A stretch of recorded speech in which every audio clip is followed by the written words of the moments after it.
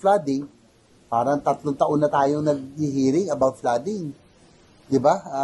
At the same, parang same time every year. Ganito, nag-hearing tayo on flooding. Pero it seems that nothing is happening. Kasi nga, as I mentioned, paulit-ulit ko sinasabi, patsi-patsi ang proyekto.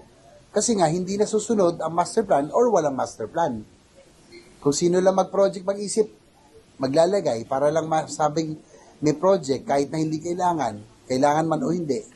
Ipatsi-patsi, kung lahat ng district ay paghati-hatian yung flood control projects, yung mga tunay na flood control project, flood mitigation projects that are really needed to solve flooding, especially in Central Luzon, for example, Bulacan, Pampanga, Tarlac, and some parts of Metro Manila, hindi masusolve yan kung hanggat hindi tayo magkakaroon ng mga floodways, spillways, water impounding, and pumping station.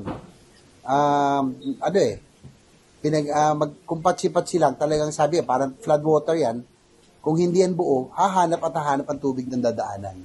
So, ang kailangan natin, major infrastructure flood mitigation projects.